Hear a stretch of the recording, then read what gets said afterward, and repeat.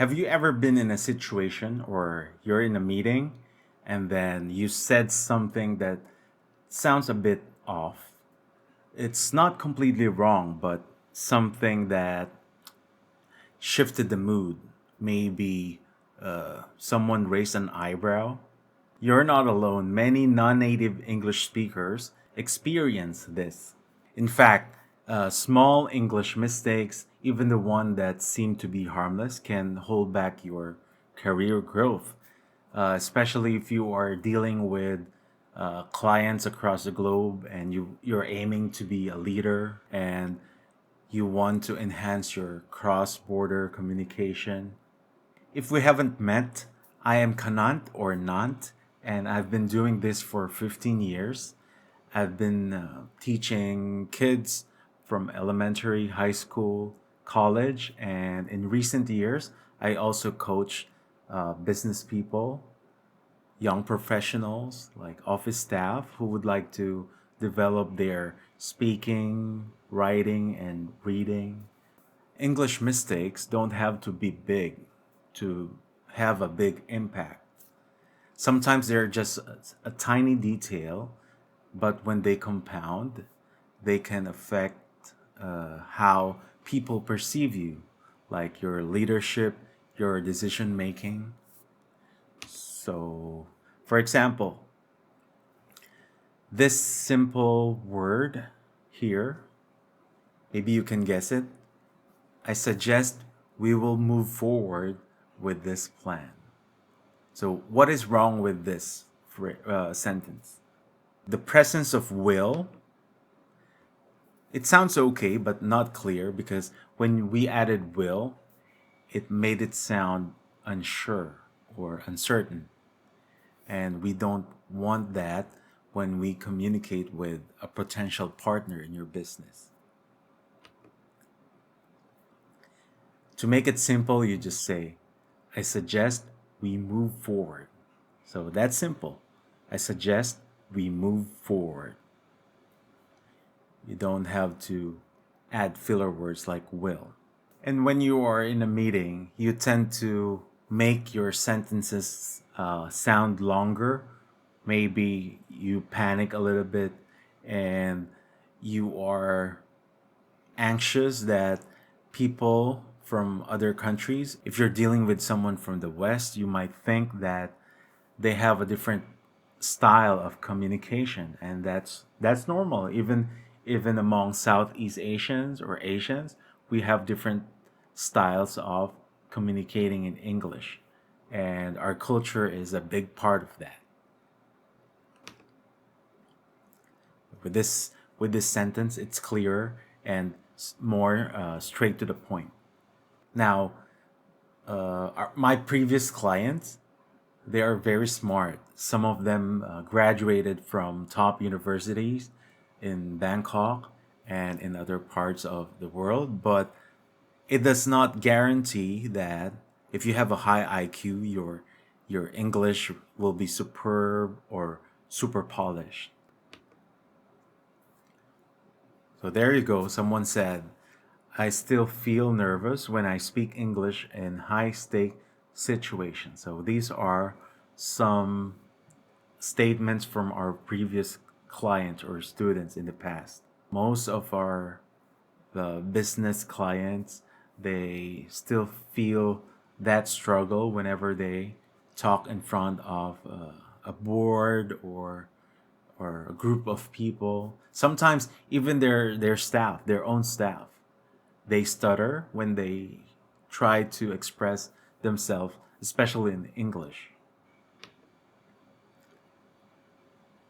Yeah, so some people, they say that they're not sure if they're being too direct or too soft, because those are different things. So there's a thin line between being very direct or straightforward and being soft. Our aim is to be somewhere in the middle, okay? You need to learn how to check the sweet spot, okay? It depends on the situation. If you are in a business meeting and your stakeholders, your business partners, they are from different parts of the world, chances are you really need to go deep and check their style, their personality, their management style, and try to aim to get to the sweet spot. Like, where do you want to go? Being too direct or too soft? So, based on experience, most of the time, what works is something that's in the middle. There's this case of a client, like his name is Kenji. Kenji is from Tokyo and he's an engineer. So imagine he's a very smart guy. Like, all of his ideas are good. But he got this comment from his or someone, maybe someone higher than him. I'm not very sure if it's his boss, but they said that Kenji, your ideas are good, but the way you speak makes them sound uncertain. Uncertain means not sure. So there are many factors why we are sometimes viewed as uncertain or not sure. Most smart people, you can be smart, but you can still sound uncertain. There are many people like that. They graduate from a good university, but they don't have something called the gift of gab. If you heard about that, gift of gab is the gift of expressing yourself. What do you need to do? So these are tips. First is to record a mock meeting. What do you mean by mock meeting? Like, if you watch the movie or the series Suits, they have like a mock trial. Like, they pretend that they are in court and they're trying to mimic the situation in a courtroom before going to the real court.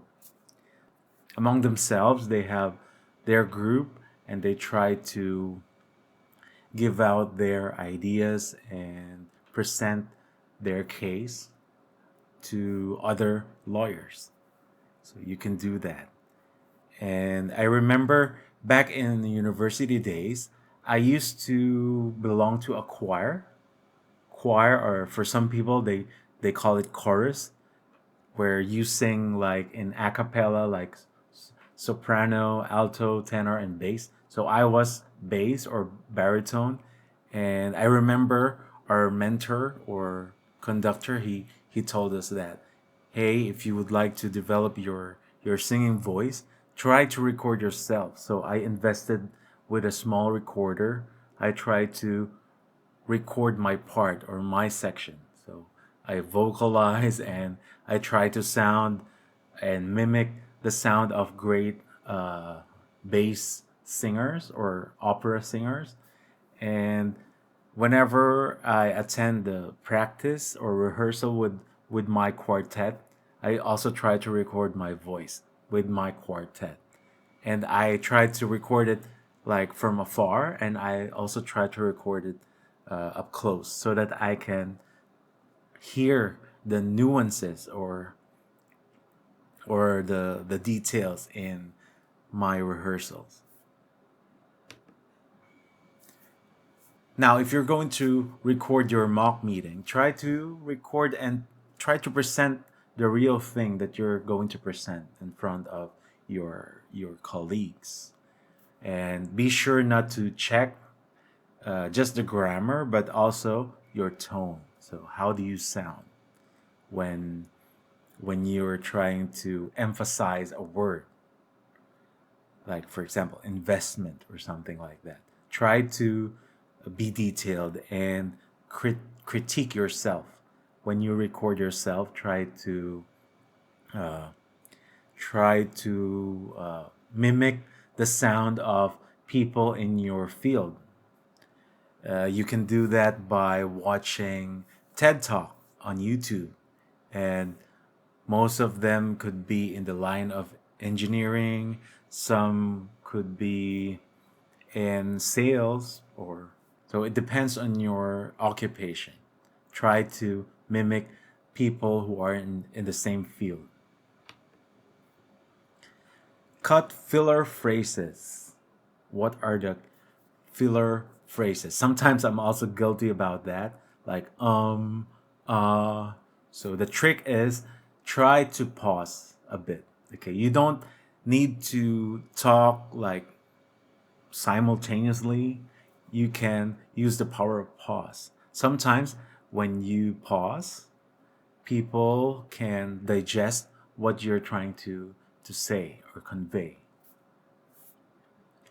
And some of the examples are just, kind of, and maybe.